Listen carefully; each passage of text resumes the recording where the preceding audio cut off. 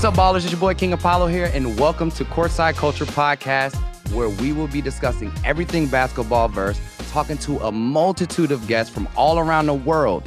And today is our first episode. So it's only right that we start with the man who made this entire thing happen, and that's Simon J. My boss, my man, an ex-pro basketball player turned tech mogul coming soon, right? And we're going to get into it. So how you doing today, Simon? I'm good. Hello, everybody. Really excited to get the ball rolling on this. Been thinking about this for quite a while, so really excited about this first episode, and we'll see how that's gonna turn out. Yeah, 1,000%. We've been working really hard to get this thing started up.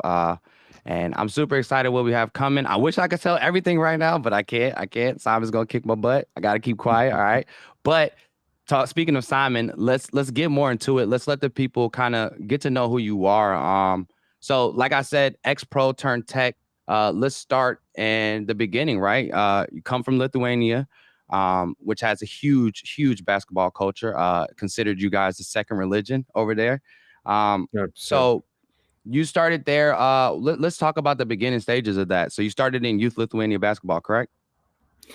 That's correct. I mean, I'm happy to touch on the whole storyline on from the early days until how we got here where we are right now. So, as you mentioned, yes, I used to play basketball, but if you would look, if you would just come to Lithuania and you would spend like 1 hour just walking across the streets, I can bet you that you're going to see some people bouncing the ball here and there because it is a second culture over here. It's what we have grew up seeing every day on various vertical side, that's TV or just in real life, and so on and so forth. So yeah, I was no different. Basketball was the main thing we were seeing when we were growing up because it had a huge impact on the events that were happening at that time. I mean, with all of the SSRS thing going on, and basketball Yeah. was kind of a way of us showing our strength in some verticals. So it did really unite the people, and it did play a big role in everything. So yeah, starting with like getting my hands on the ball outside of just on the backyard. So yeah, I was brought to a basketball school. I was just going there like every time I finish my school, I go over there, and it was like that for since I was 7 years old. Um, Yeah, that was my and it next really, question. When did it start up? Like, when did you start this? So since seven that's insane. yeah, since I mean, it was like for me and for my friends, it was the best way to spend your free time. So Yeah. it wasn't even like, oh, I gotta go do sports or something like that. It was more just enjoying the time with your friends. Then you see that some players are like some friends or some players are getting better, and like, let's be honest, the majority of them are dropping this sport by the age of like 13 or 14 because they maybe don't see themselves there anymore, or they need to get their grades up for that type of stuff. But some players and some guys are really falling in love with that game, and they just continue to follow that path. So that's exactly how I was. So yeah. Nevertheless, so basketball was a big part of everything since very early childhood. But parents, the grandparents, and everyone around was all the time pointing a finger at grades and telling that you got to make sure those are up as well, or we're Yeah. gonna get that ball away from your hands. So it was a good motivation to keep my brain working on Yeah. the school side events. Yeah, and that's a great move on family. I feel like that's kind of a worldwide thing when it comes to it. A lot of the times we forget we're student athletes, right? The student comes Right. first. So that's great to know that you had a strong backing, and I think that plays a huge role into the development of you as a player and as a person. It just instills those great roles, those great morals in you. I said roles, I don't know where that came from. Great morals in you moving forward. And that can help build a great like uh future for yourself, right? Um so talking about youth basketball programs, they're very like they're pivotal in nurturing the talent, like you said, like yourself, right? Very pivotal in making sure talent gets up. We had a lot of great players come out of EuroLeague and Europe at the moment. How could you can you discuss the structure and philosophy behind Lithuania's basketball system as someone who like went through it? Mhm. Yeah, 100%. I'll try to use some analogies that I know that United States basketball programs are using. So we basically have, when it comes to the youth basketball, we have everything starts at three divisions. You can think of that as a D1, D2, and D3 for the NCAA. Okay. Um, so, and the level out there is really different. So the D1 are all of the major cities of Lithuania, which has the wall infrastructure at a really high level. I'm talking like coaches putting in work, coaches putting in a lot of thought in the way they develop the players. They even invite players from the smaller cities and so on and so forth. And then you have the D2 and D3, where the majority of the teams out there are from those smaller cities, who Yeah. are not taking this whole thing that seriously. So, and they're not even like keeping a track of your statistics, like how many points did you score and that type of stuff. So it is really tough for someone who is playing in D3 to get his name out there and be seen by those D1s. Um, and I was part of that D3 because I'm from a very small city here in Lithuania. But as I was saying, basketball was my the thing that I just loved. So I used to Yeah. every single day after I finished my school, I go play it. So I just and at some point I even got an extra motivation to put an extra work to work more than my teammates, and that started paying off really quickly. With the results on the court, with becoming a team leader, and so on and so forth. So I got fortunate enough to be recognized by the teams in D1 and get invited to start playing over there. So I was invited to this youth program called. Uh,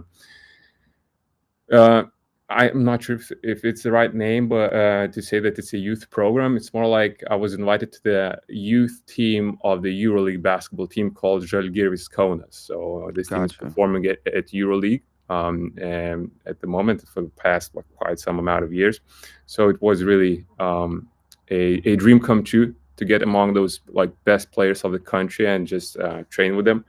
Uh, and that's how it is. So I told my part of the story, but that's how it is for pretty much every youth player out here.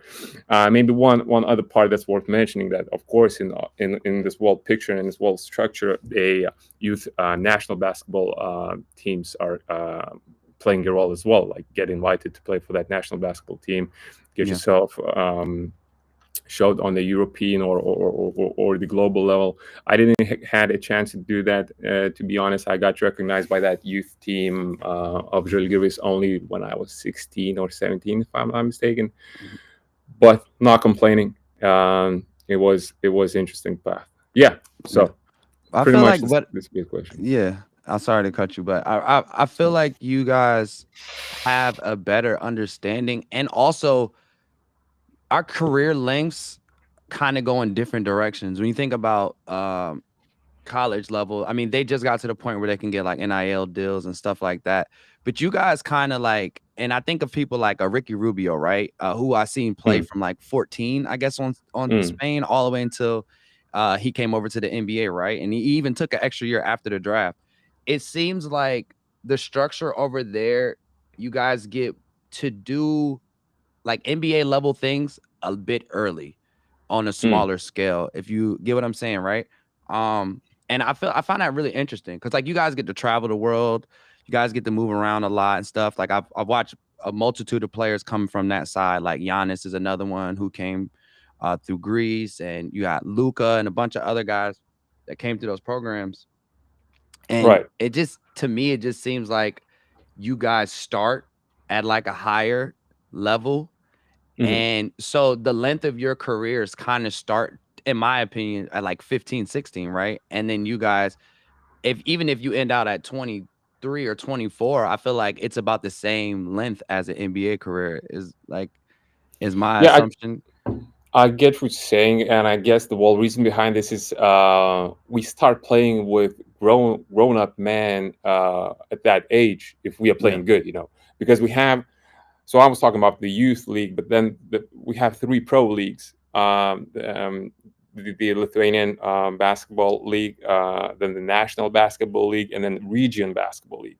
So we can start playing in those region basketball in this region basketball league without being like very good just yet. But if you are, let's say, you are 16 years old and you're one of the best in your team, they're gonna just put you in the region basketball league to start competing against those grown people, grown adults. So it does contribute because you get to experience the physicality of the grown man at the pretty early level, at the pretty early age. Whereas, correct me if I'm wrong, but there are no such schemes in place in the United States. I No. did play, like I didn't touch on that, but I did play in the United States as well. Like I had a basketball scholarship at this school called Trent International, which was placed in Houston, Texas. Okay. So I am aware of, at least on a surface level, on what's AAU, what's how does the basketball structure looks there. So yeah, so it is advantage for the Europeans to be able, Yeah. to touch that physicality at a pretty young age. Yeah, and I think it translates well to the NBA, and it's why kind of when you see European players come over, they tend to do a lot better because they've literally been playing with 30-year-olds and 20 Mm. late 20-year-olds, right? Since they were young, like you were saying. And then you see guys come over like Luca or, anybody from over there, and they just kill it. And honestly feel like you said, it's advantage for you guys. And something I feel like the America and the NBA should probably do a little better on. I mean, hey, for right now, it's working for you guys, so keep doing it, right? Um, Right. but definitely a very different kind of like parallel there on how the careers start and like the amount of challenge you receive before you actually get to the point of being like top tier level athlete. So Yeah, yeah. Well, maybe just I think both of these structures has its pros and cons. When it comes to European players, the rule of thumb is that they are not that good at the one versus one game. They're more about strategic plays. yeah, So team that's why you ball. see, yeah, team ball. That's why you see that Americans have way bigger talent when it comes, to the individual capabilities. We are putting more and more focus on that, but things like athleticism plays a big role. And we're not too athletic. I'd say not only country but world continent. Of course, there are exceptions, but the ratio of stars, let's say, I think, or maybe not stars, but I'm interested. I never checked this, but I'm interested in the ratio of basketball players who are from United States and who are from Europe right now in NBA. Have you It's ever checked crazy. on that? I was just kinda, like, doing research on that to kinda, Oh, like, really? figure Nice. things out. Yeah, and, I haven't got too deep into it, so I can't really discuss it, like, in totality, but, Mm. that is very interesting to me too, like and I honestly feel like I think we had this conversation earlier in our meeting is, basically, like, if you look at the top 5 players in the NBA Yeah. right now, at least 3 of them are from Europe, right? They're from the Europe Right League, now, right? yeah. Yeah, so, I mean, you two names off the top, I mean, Luca and Joker right there. You got two of the Janus. top dogs in the league, two people you don't want Yeah. to see in the fourth quarter with a close game, two people you don't want to see with the ball in their hand because you know what can happen. I mean, it happened to my Orlando Magics last year. I'm like, we're winning this. Joker comes down, hits the 3-pointer. So the I definitely want to see. I would say that as far as like top tier players, it's probably not as much as the NBA side, but as far as like representation and totality, you guys are killing it. And then you got some real, like I said, you got some guys that's really spearheading, getting more out there. And I don't know for sure. Like, do you know of like these guys like giving back to? I know like Sabonis, which is a legend from you guys, Arvydas. I think I said that right. Did I screw that up? Arvidas, you did screw that Arvydas. Okay, all up. right, listen, Courtside No, Culture you're fans, good. listen. I'm learning Lithuanian. We're working on it. Okay, so when it comes to these Good. names, I might screw them up, but I'm learning. I promise. I don't mean to offend anybody, but you got guys like Sabonis, who went and became a legend in the NBA. You had 7'4", if I'm not mistaken, and was just electric. I mean, he was like Dirk Nowitzki, but just bigger, right? Just a lot more stockier, Yeah. and he came back and kind of started up some initiatives to kind of help you guys get basketball flowing and stuff like that. Is that like a thing in Euro in general? Like with the Euro League, is it like Luca and the rest, Dirk and the rest of these guys? Do they all come back and kind of like help the newer generation move forward? Mhm. I don't really have an answer to this in terms of, because I'm not really following what exactly they are doing off the court as of Hmm. right now. But I think Yeah, what's obvious is that they play a huge role model role yeah, from representation. from the inspiration point of view. Um, but it's always like that everywhere. I mean, Sabonis was a huge part of why so many Lithuanians even started to try basketball. Yeah, And I have no doubt that Luka has a huge impact on Slovenia. The Joker has a huge impact on Serbia. I mean, Serbia is crazy about basketball. I mean, 1,000%. those guys are nuts in a good way. Uh, yeah, I'm not sure. I believe that the majority of those basketball players doing a lot once they are finished with their career. I know that Pau Gasol is doing a lot. Louis Cole is doing a lot. I guess that's when they have more things with more time on their hands to do things like that. But when it comes to right now, I think the inspirational role is a huge one, and it's enough as of right now. And I have no doubts that they're gonna deliver even more after they're gonna finish their careers. Yeah. And so and just to before we move on from Sabonis, how big of an impact do you think? I mean, I myself I feel like it's huge. Like I followed his story and then the whole thing with like him not being able to play due to the USSR stuff and a Yeah. bunch of other stuff. Like how impactful was that to Lithuania? Like were you alive for this or this is like post you? Yeah, no, yeah, I was alive. I wasn't alive through the whole time, through the whole sequence of events, but I wasn't at that age where I was understanding what's happening. But the funny thing is that whenever I'm let's say me and my mother, we're going on the streets, we meet some friends who we didn't meet for quite some time, and my mother is saying, Here's my boy, he's playing basketball," and everybody all the time saying, "Oh, so he's the next Sabonis. Oh, he's the next Sabonis." Let's go. And I was hearing that name the whole time, even without understanding what exactly that means from the very very early age.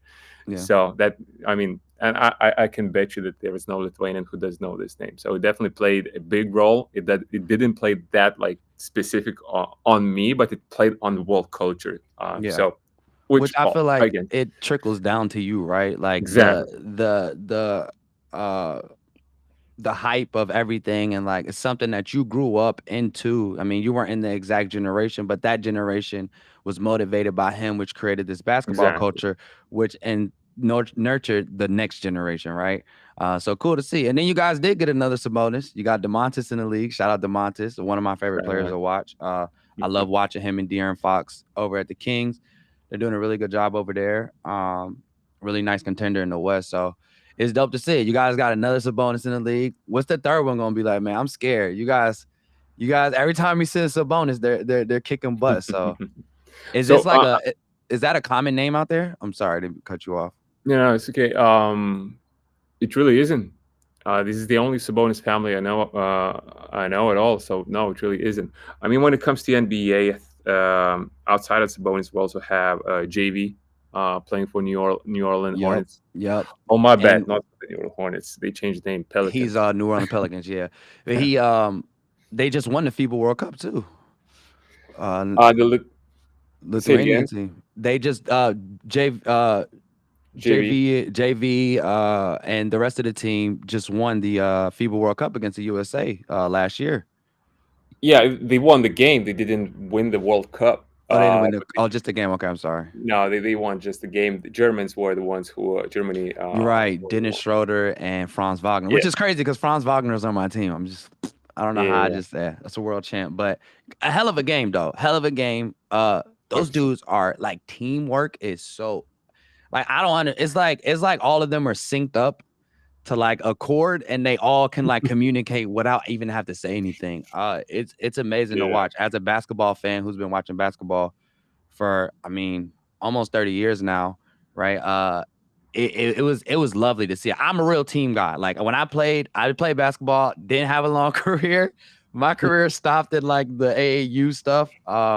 But I played a lot of sports all the way up into high school, and I'm very huge on team, very huge on like the camaraderie and everything at it. And I think Lithuania shows a really good example of that as far as like just ball and in general and the team and the culture as well. So very excited. I mean, I've been learning so much about Lithuania. I honestly have to come out there, and I have to come out there now. We gotta make For something sure. happen.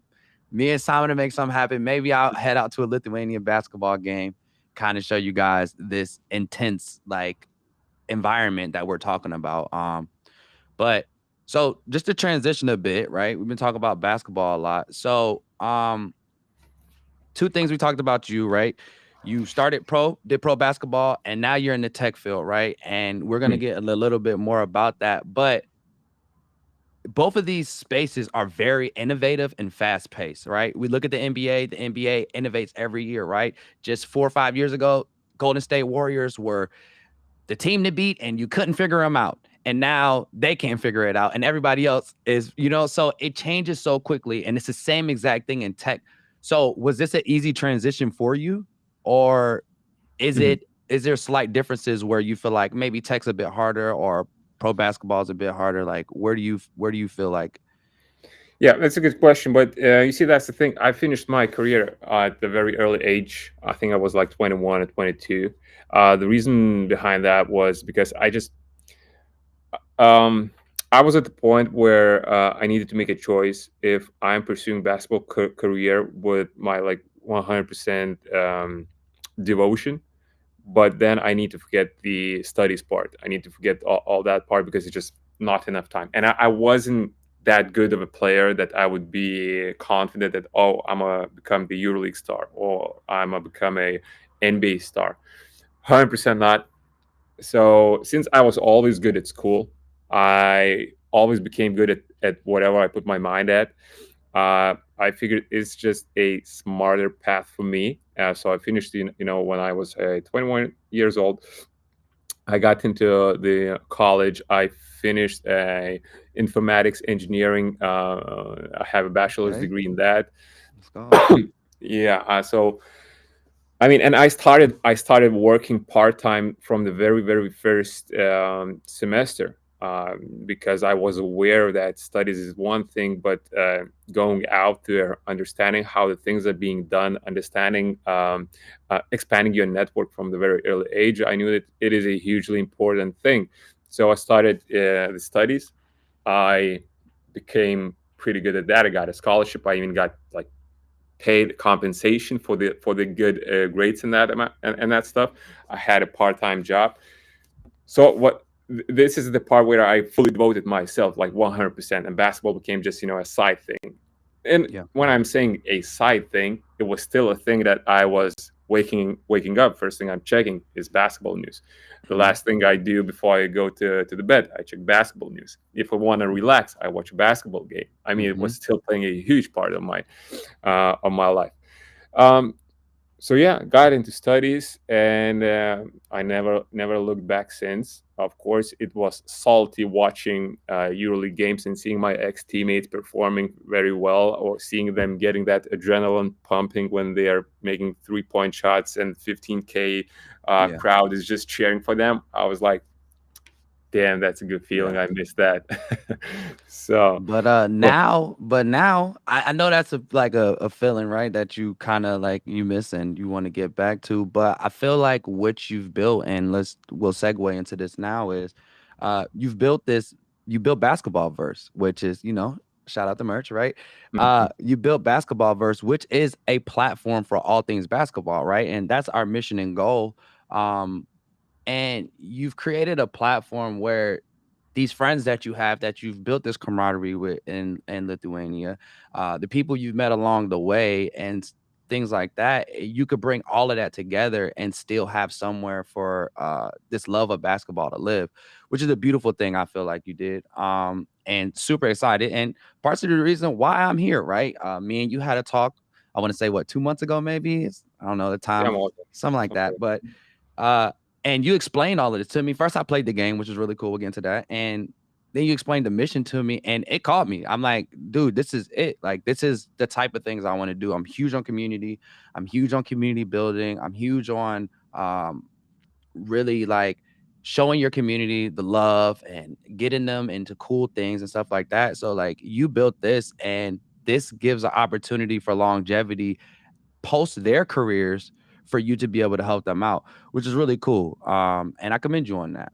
It's a big step to take. It's a huge step to take to take your original love and say, hey, listen, uh, I know I love this, but this might be a safer bet for me, and I can still involve this. I feel like it was a super smart move. A lot of people just like they just like quit. They're like, all right, well, this didn't work out for me. I'm just gonna go to the next thing and just whatever, right? I feel like you did it very strategically, and it was super smart. And yeah. So I It just want to was. commend I you mean, on that. Yeah. appreciate. I'll just comment real quick on that. I mean, it wasn't a very straight path to that. I Yeah. am right now extremely grateful to have an opportunity to work on something like this, to combine my two biggest passions, tech and basketball and business. So it is a reason I get up every morning with a smile on my face, and I'm working like 16-hour days again with a smile on my face because I'm working on the thing that I love. But it wasn't a straight path, meaning that it's like 9, 10 years since I finished my basketball player path, and I started with definitely not with not what I'm working on right now. I started a actually one of the first play jobs that I was working at was at the Unity, the game creation engine. It's actually the Oh. engine that we are building on our game at. So it contributes a lot when it comes today, building the game. And me understanding how those things are being built from the back end contributes a lot when I'm talking to our developers, when I'm talking to our strategists, because I understand how things are being done. Um, yeah, and I had a few other workplaces all around tech here and there, but yeah, now I've been working on basketball for the past 2 years and extremely happy about that. What I'm all and again, I mean, basketball is really something I need to thank for, that I have the understanding. I have a broad understanding on what this game means across the globe, meaning I understand what it means in Europe, and I have a very good understanding what it means in the United States. And even though I played basketball and I went to high school in the United States for only 1 year, it expanded my understanding about how things are different and how things are being treated, seen at, and so on and so forth. Like, it contributed a lot, and I guess that's the reason we got on a very good. How did I put this? We had a very good conversation once the first time we had a call, Yeah. because I'm already familiar with the culture. I'm already familiar and with the way people see things Yeah. over there, and that contributes to when it comes to brainstorming the strategy on how to shape this product and make it appealing not only for myself but also for the people back in the United States, people Yeah. in Asia, people here in Europe. So, Yeah.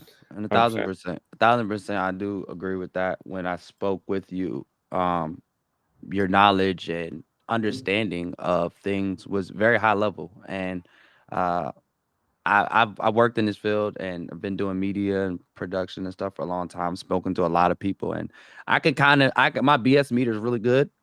Or it's just hitting off. Like, so if you're BSing me, I'm kind of like, all right. But when I talk to you, it's very genuine. I could really feel the love for basketball. I mean, we sat and talked for basketball for like 10 minutes within it, right? Outside of the Yeah. actual stuff. So definitely there. And I mean, that led to you creating Basketballverse, which I mean, in totality is this is a basketball platform, but the base of that, the foundation of that is Basketballverse. And which is a game, very, very fun game that Simon has been building out for some years now, and I'm glad to be a part of the team. But for the people who don't know about Basketballverse, could you give like a brief overview of the project? 100%. So, look, everything started out as a video game, until just the recent few months. So the positioning we have right now is that we are a global hub for basketball fans all across the world. delivering a unique fusion of gaming, digital entertainment, and exclusive community perks.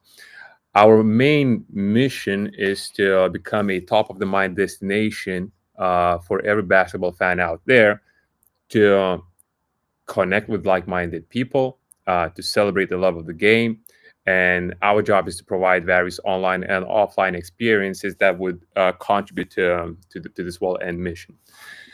Um, so yeah, I would say this is a description of what we do, where we're heading, what we're trying to do. Everything started out as a game. It is still at the core of everything we do, but it just made sense to touch on those other points because that's again. I mean, when I'm trying to compare our project with any other project out there from the gaming field, I feel like we have huge advantages against anyone out there because of the very simple reason: the love for the game, which is basketball, is already out there.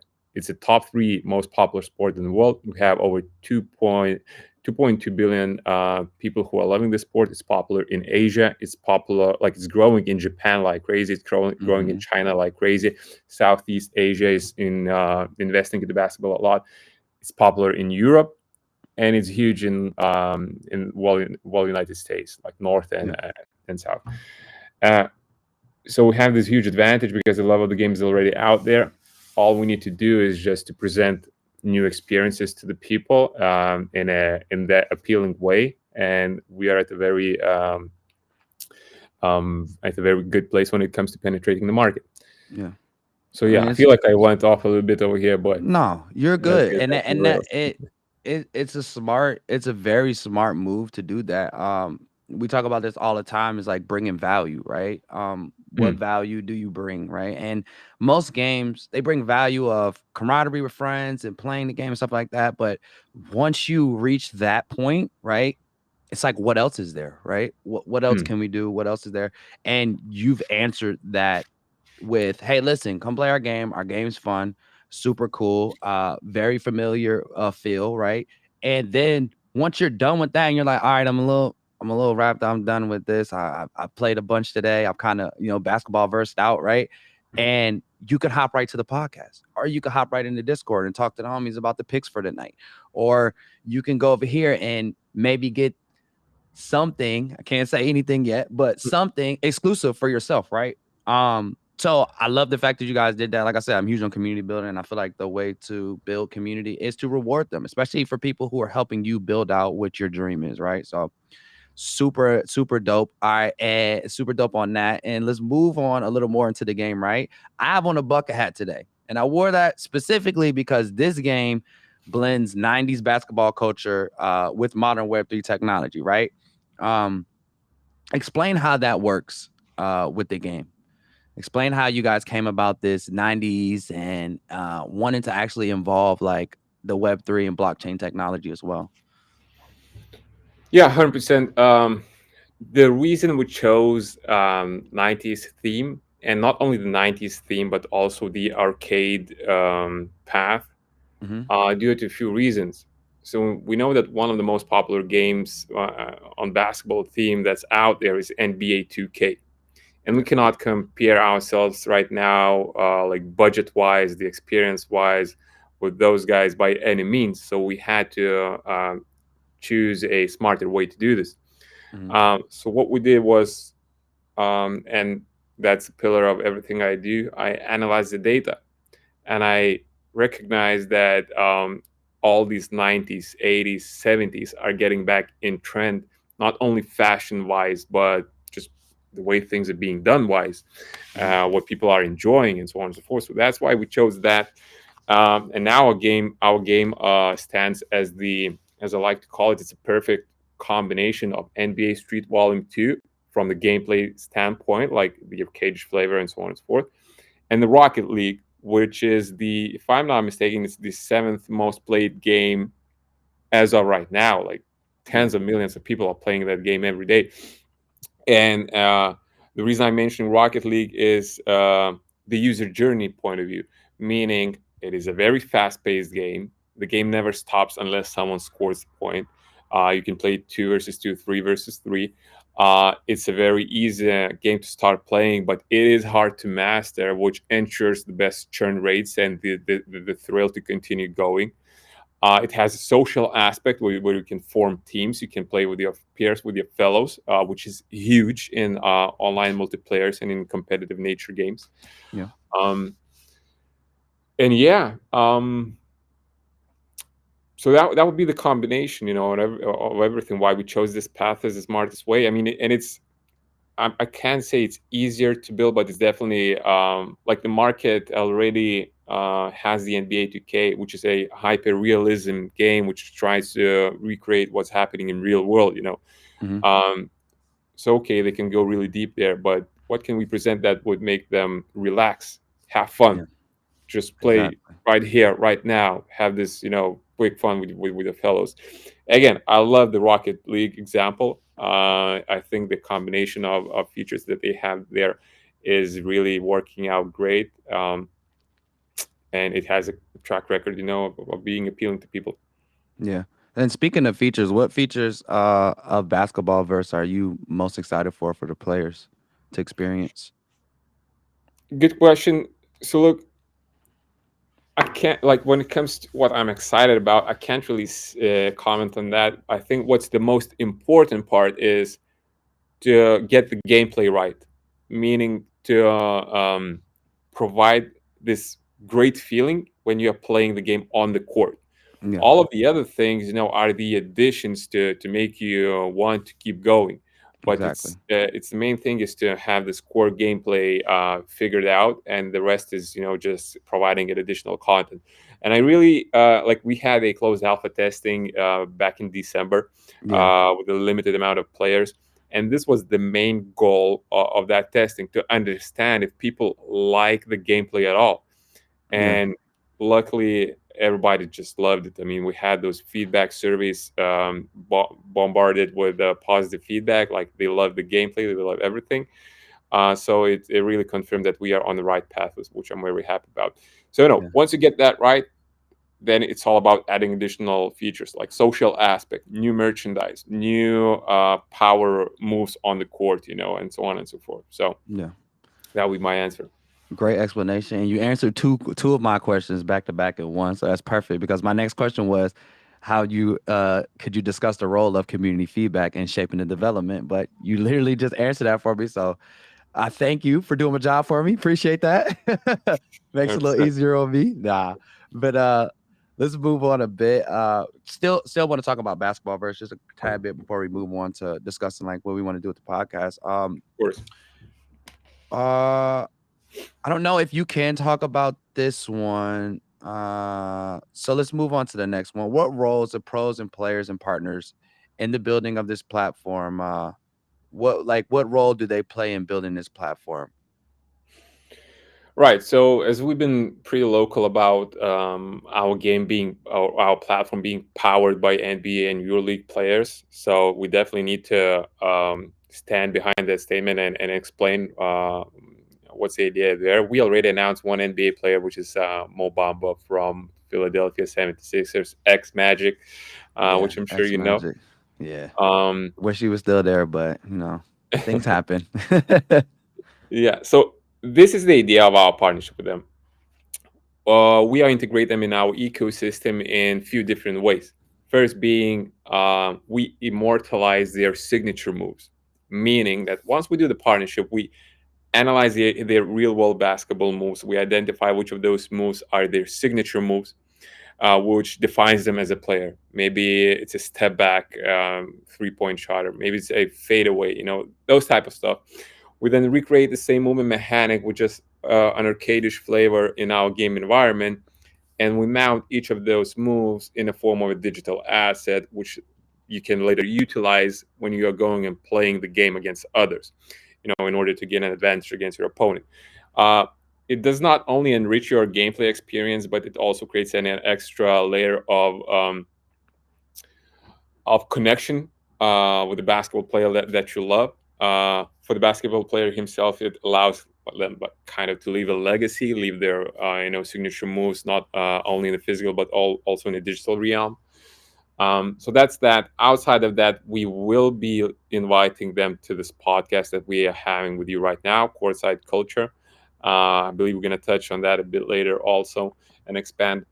And last but not least, we're going to be looking for multiple ways to create various engagement initiatives with the fans. I'm talking virtual meet and greets. I'm talking Q&A sessions. I'm talking signed merchandise giveaways, and that type of stuff, which is again based on data, is something that every sports fan, pretty much every sports fan, is really looking forward to. So it just makes sense for us to create something like that since we were working on such a platform. Awesome. So, I mean, that segues perfectly into the podcast and what we're doing here because, like you said, we'll be bringing on a lot of these guests. We have a list of potential guests we're working on, and we're definitely getting you guys some heat and players from all around the world too, like, and that's one thing I do like love about this job and being on board with you guys is it expands my basketball palette from just worrying about NBA, right? I feel like it's a super rich basketball culture outside of United States. We just have all the eyes. So I love the fact that we're doing that. So Courtside Culture, that's our podcast, first episode today. We started it up. This is amazing. I love it. I'll be hosting these and doing a bunch of cool stuff for the community and talking to players. And so, how do you feel the podcast? I mean, we kind of went over it. The podcast complements the overall project. Like, how do you feel like this fits in and where it will take it from there? Yeah, good question. All right, so let's get to facts first. Podcast market right now stands at $30 billion market, which is okay. So that's one number. I'm not saying it's big or it's not. What is significant is the projection is growing at, and it is projected to become a $130 billion market by 2030, meaning it's a hugely expanding market.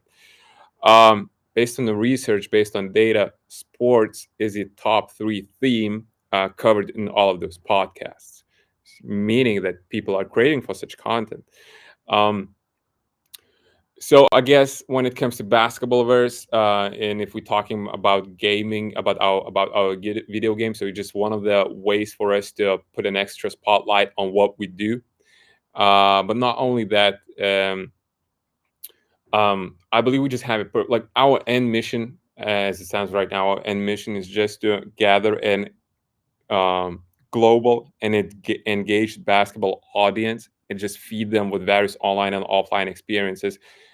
And podcast is just a very natural thing to provide, uh, especially given our broad network in this space, our very global network, which we are about to reveal a few things on that to confirm this point, as we have some huge additions to the team, which will be revealed pretty soon.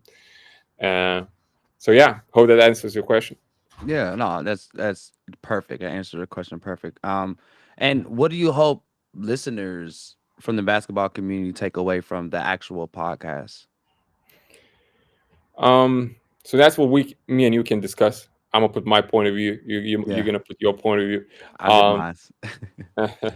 so the way I see things going on with this podcast. So since our aspiration is to become a global platform and cover the topics that are relevant for the global audience, so we will be inviting people from all across the world, people who are developing the business of basketball in Asia, in Australia, in Africa, in Europe, in the United States. Um, we're going to be inviting players. We're going to be inviting people who are involved in basketball gaming and that type of stuff. So I believe that there's going to be something to learn or to take away from for pretty much every basketball lover out there.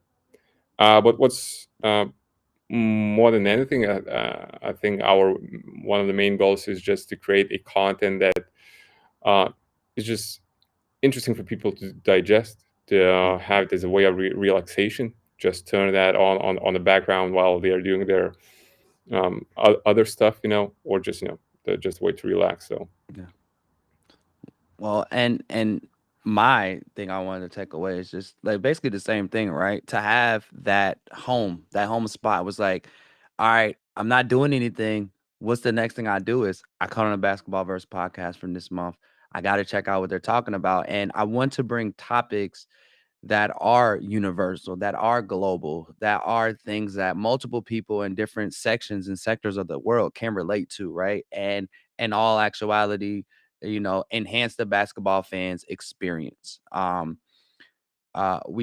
We have a lot, like you said, and they're doing a really good job of sports media right now. Sports media is killing it on YouTube. I love it. I love to see the players get involved and starting their own podcast, stuff like that. And I feel like we were just adding to that culture, and we're giving you another option in your pantry of podcast snacks, right? You open that up, you're like, well, all right, and we want to be on the top shelf. So that's what I want the community to take away from it. I want to be their home for basketball or another home. You can have multiple homes. We're all rich in our own mindsets, right? So if you can't afford multiple homes, you can have multiple homes here. And that's what I want to bring. And just entertaining, great interviews, and value to you guys. So that's my takeaway from it. Me and Simon gonna work really hard on making sure that we achieve these goals, and we're definitely always talking about how we can improve things and do things better. So super awesome. I will ask this question, but we kind of covered this. The podcast. Well, actually, I want to get into this. And this is a question I'll kind of answer is how will the podcast serve? I'm going to give this one to you guys. How our podcast will serve as a platform for engaging with the basketball verse community. This is your podcast as well, guys. And what I mean by that is we will allow you to actually give us questions. We're setting up a section in Discord. I don't know if it's already set up. Not yet, but about to. Yeah, they're about to set it up, and it should be set up by the time this episode airs. And you will have a section where you'll know our next guest, and you'll be able to ask questions. You'll be able to ask questions, and we'll go through and pick the best ones, right? And you possibly could get a clip of your question going to that basketball player, right? And this could be possibly a player that you grew up watching, somebody you really like, somebody that's on your team. So we really want to get you engaged with that. Also with a lot of crazy content that's outside of the podcast, but all brings it back together. Um, we will be trying to do live events and going out and taking the podcast on the road and stuff like that. So um, just want to throw that out there of like how we plan on engaging the fans and you guys is like you're here just as much as I want questions to get out. I want you guys to get some questions in, right? I would love it to be half and half, right? I want here's what our community wants to know. Here's kind of what I want to know. Maybe they didn't ask these questions, right? So be on the lookout for that. So make sure you're on our Discord and make sure you follow us on Twitter. Make sure you're everywhere, Basketballverse everywhere, and all of the links will be in the description. But make sure you check that out because that's how we get you guys involved, right? And that's what we want to do. Like I said, we want to make it engaging. We want to build a home for you, and we want to be the basketball verse. When you think about it, verse comes from universe. So you think about us, we're the universe of basketball, and we want you guys to be here. So definitely super dope. So we touched on basketball versus the game, which is really cool. We touched on Courtside Culture Podcast, which we're doing right now, and I say let's bring it back a bit. Let's get back to basketball, right? Um, like you grew up in Europe, I grew up in America, NBA, Euro League, two very similar but very different leagues. Could you give me your your analyst approach, like your answer on how you feel like they are alike and the difference between the two, and like the structure of things or how things like we touched briefly on it, like how you guys do things or whatever. But I Yeah, kind of want to hear from a Euro, like somebody who's played in the Euro League and have seen and been in the United States and played as well with the local people here. What is your analysis on that? Like, 100%. Before going into that, just to clarify, I never played in EuroLeague. I was just growing up watching that, got you. just to make sure. Playing in Um, Europe. I apologize. yeah, it's a good question. I think it's a very hot topic among the players and among basketball fans themselves. Um, Even right now, we had this one player from that was playing in, I think, in G League for a few months while he was playing his whole life in Europe. He came back here. He just gave an interview. I read it a few days ago. He said, "I believe," he's like, I'm quoting. He said, "I believe that people don't even realize how different games out how different the games out there, meaning in the United States, Yeah. compared to Europe." Um, from my own experience, of course, my experience was only in high school level when it comes to United States, but I believe that translates, in the higher levels as well. That a huge focus is being put on individual performance. Um, while in Europe, it's more about the team play. Yeah. But I guess it just make sense if we would have so many great talents, individual talents here in Europe. Probably we would be shifting our gameplay here as well. While the United States has so many great individual performers, and people just love seeing that.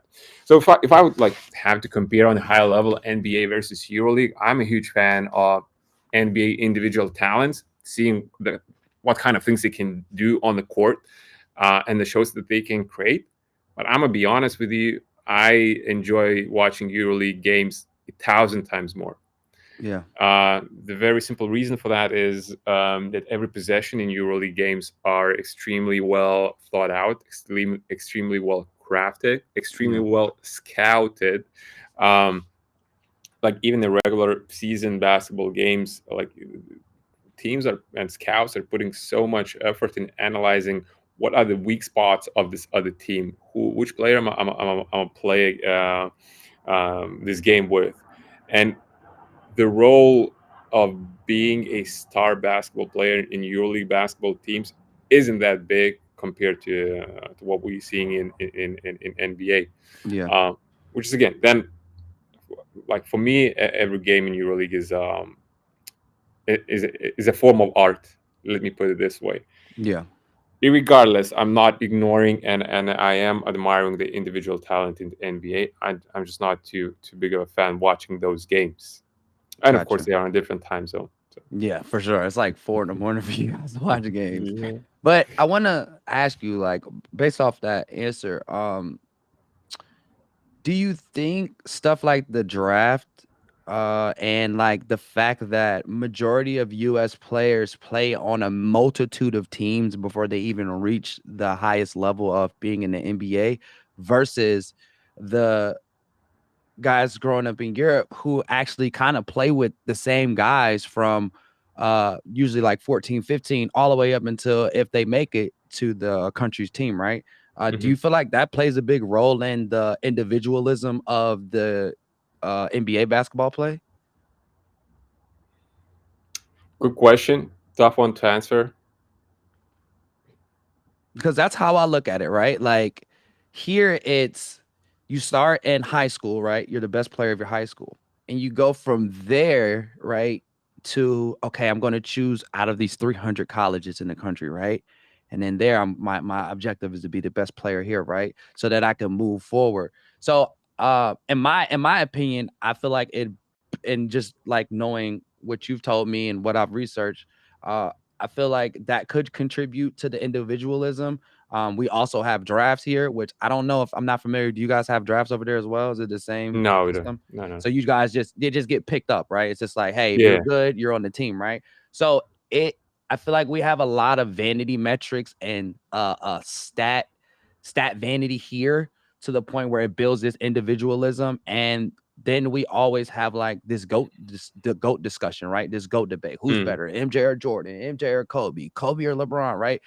Um, and MJ and LeBron, right? It's always these comparisons. So I feel like it does build an individualism. I never actually looked at it from that perspective until you just said it, but it does. I think that could contribute to the individualism of like how the NBA is built and uh Yeah. Well, so just to contribute to what you were saying, I mean, there is this other point of view that I'm having.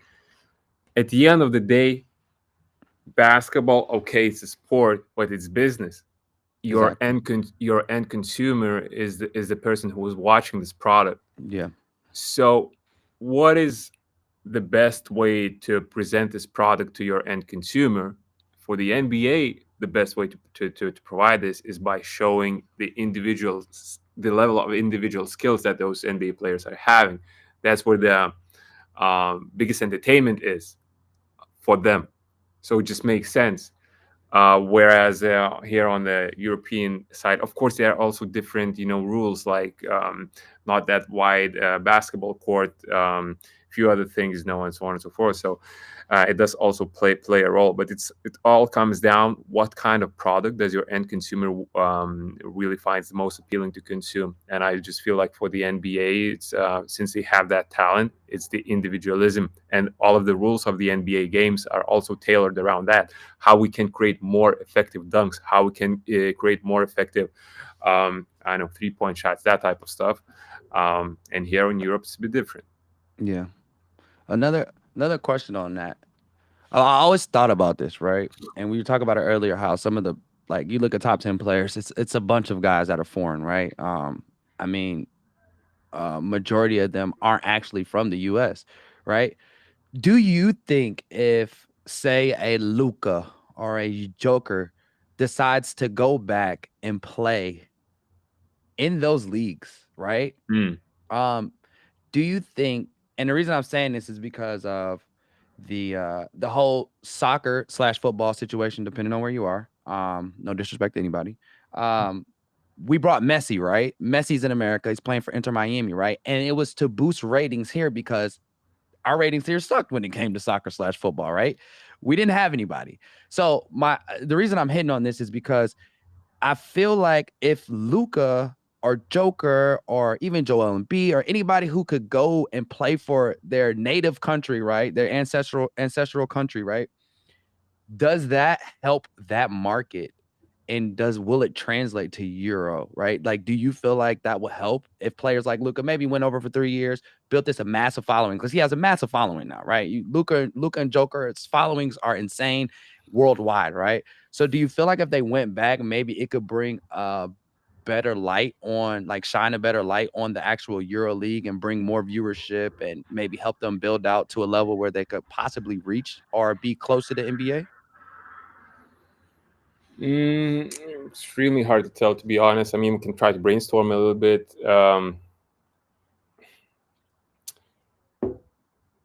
Really would need to give this like more thought. Yeah, But what I'm thinking about is the customer persona and his habits, consuming habits, and the amount of or not the amount, but the amount, the size of the audience. yeah, Is it at the same level as you have it in the United States? I guess not, and I think that plays a big role as well. I don't see yeah, how people from the United States will be getting up at 3 a.m. in the morning to watch EuroLeague basketball games. yeah, Also, the media plays a big role, and let's be frank, the United States has the best product when it comes to creating documentaries around players, creating storylines around players, and that plays yeah, a huge role in the end consumer wanting to watch those games and follow what's happening over there. So here on Europe, we don't have that yet. So does coming for Luca back to Europe put more spotlight on European basketball? I think yes, but I don't really think it would come close to NBA still. yeah. No. Okay. Interesting. Interesting. Yeah, I feel like it's a it's something that it could work. It's very hard. United States is really consumer based. Like, I feel like 98% of us are consumers. In other countries, you kind of see where it's different moralities on things. Like here, we're willing to spend 300-400 bucks on sneakers, right? You go to other Mm, countries, they're not willing to do that, right? So it's a different set of morality as far as like what I'm willing to buy, what I'm willing to spend when I do this. And Americans, we're known for spending money. Like, that's what we do. We spend money. It is what it is, right? So it is a great market, and I guess that could contribute to it as well as seeing that the European market maybe not maybe not being that consumer based, more on family and things of that sort, right? Which contributes to why you guys play the way you guys play, right? Very team ball, very structured and strategic. So yeah, man, I think it's a very interesting parallel between the two leagues. Uh, and I'm super excited to see what's going to happen and what's going to be built out. I mean, we have What's it? The African League now. You have Japan, China, Euro. You have America. I Australia think is huge on developing things Australia. over Yeah, there. Australia is really huge, and you got even the Philippines is getting really involved with it. So Cannot can't ignore that. Definitely, yeah, Philippines are huge on basketball. I mean, huge. You got Jordan huge. Clarkson, who's half Filipino. He's in the league. I think it's a few Kai other Soto. players. Yep, Kai Yeah. Soto as well, which could have been on the Magics and they blew it. Whatever. Uh, but yeah, man, I see the awesome parallels, and I'm just happy. A huge basketball fan, regardless of where you're from. I don't care. Like growing up, a lot of my favorite players were foreigners, anyways. I was a huge Dirk Nowitzki fan, a huge Steve Nash fan, who's from Canada, right? So like I really want to see it get to a point where we look at worldwide basketball the way we look at worldwide football outside of America slash soccer, right? Um, I want to see it get to that point. And I feel like it has it. And I feel like the NBA is putting in proper procedures to do that with building all of these leagues out and making all these youth programs. So super excited to see what's going on. But EuroLeague, let's tap in on that a little bit before we close up. If you were if you were to talk to an NBA fan who's never watched a EuroLeague game, right? What are the top 3 teams you would tell them to watch right now? I mean, Lithuania is probably one. Well, let's just go ahead and say that, right? I But mean, if if yeah, if I'm gonna try to be objective and not biased, right now, I would definitely tell them to watch Real Madrid. okay, Those guys, in my opinion, those guys have an NBA level game going on, yeah, and they do have quite a good amount of NBA ex NBA players. mm-hmm, Uh, I would say, I mean, if you come into Europe to watch some basketball games and you don't devote time going to watching Partizan playing against Crvena Zvezda, which is the Serbian derby, yeah, you're missing out on a lot. I mean, I don't think there is a better basketball event out there in the world at the moment when it comes to the level of the game yeah, and in terms of the atmosphere that the fans could create is just unmatched. I mean, the social media is going crazy with the small clips, shorts from what's happening over there, and it is really surreal. Surreal. I never had a chance to go there myself. But it's definitely on my horizon. So I um, would say those top 3 teams. Of course, I mean teams from Greece are yeah, also huge on that. Like when you look at this, a like 90 or 80% of the EuroLeague basketball teams has like huge fan bases, passion fan bases, and you definitely get an experience of your life if you would go to any of those games. got you. So that you heard it here, straight from the horse's mouth. You got to go to European basketball games. If you're out there, catch a game, do it. It's crazy. I've watched a few of the games, and like I've also watched FIBA, and you can tell which countries actually travel to see their countries. And I'll tell you this. It was a lot of Lithuania fans in the Philippines back this year. They were heavy. You could see the flags. They were doing the chants, everything, and it's super cool to see. And can't wait to see what's coming up. But we're gonna move on to our segment of the podcast where we do Q&A from the community. So I've talked to a few community members on the side. And like I said, we'll have those channels and outlets set up for you guys to give these questions. But I have 2 questions from community members that I want to ask you before we let you go. All right. So my first one is, how do you integrate stories or insights from the podcast guests into the Basketballverse platform? Um, so I guess just touching up on what we have discussed already, our main goal is just to invite the global audience, people who are doing interesting things in basketball world, in United States, in Africa, in Asia, in Australia, and every here and there. So we just want to put an extra spotlight on different regions, well, how basketball is developed, what are the untold stories out there, and just provide really great content for our end consumers to watch and just enjoy watching. So pretty much that's a path we're taking. Okay. All right. Great answer. Great answer. All right. And The second question that I have from the community on this one, we have two this week, is can listeners expect interactive segments or community involvement in podcast episodes? So I mean, we kind of touched on the Mhm. community involvement, but I guess you could hit on the interactive segments. Yeah, 100%. So, as you mentioned previously, we do want to involve community quite heavily in conversations with our end guests. Maybe not by bringing the community on set, but by providing the questions behind the scenes, like what kind of things are interesting for them, and so on and so forth. They will have a big say on what kind of guests do they want to see next. Then it will guide us and our partnerships team to understand who want to approach, what can we deliver to our community to fulfill their needs, their wants.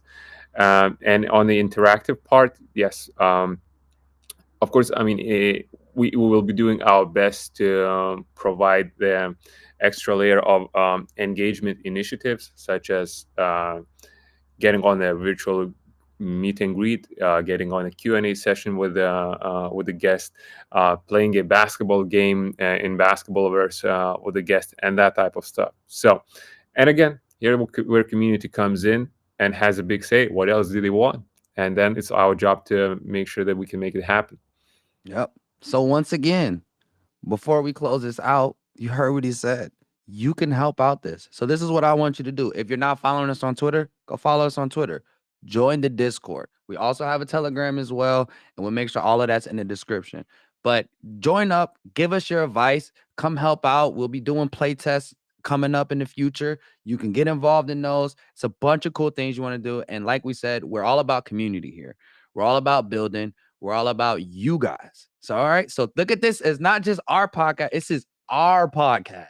It's all of us. All right. We're in this together. We're building this together, and we want advice and suggestions from everyone. So, make sure you're following us on all platforms. All right. Like I said, it will be in the description. But I'm not going to hold Simon for too much more. I'm going to let him go. But I do have a reflection, kind of like a reflection question I want to ask. And we'll leave the people with this right here. So, reflecting on your transition from a pro athlete to an entrepreneur in the tech and gaming space, what advice do you have for others looking to make a similar shift? Good question. And it's pretty straight up answer. You just must follow your heart and you need to be true with yourself, because that's the only way to have this unlimited amount of fuel, especially in those times when it's extremely hard to get up from that bed, when you want to just rest, but you Yeah. know that things has to be done. And I can promise you, the only way you will be able to do that is if you're gonna have a naturally flowing passion for that. So just be true with yourself and follow your heart. Okay. Wise words to end it on. I really appreciate Simon your time. Super busy man. And thank you for coming on and kicking off the podcast and also giving an overview on what's to come and your background and stuff like that. So you guys got a lot. You got his background, you got basketball verse, you got courtside culture. We got a bunch of stuff, and I really appreciate you coming out, man. And we got to have you back on soon. Maybe a little bit of updates from now. We'll bring you back on and kind of rehash this conversation over again. And yeah, man. So thank you. 100%. And everybody make sure you like and subscribe, and we'll see you on the next one. See you guys. It was really big pleasure. Cheers. Cheers.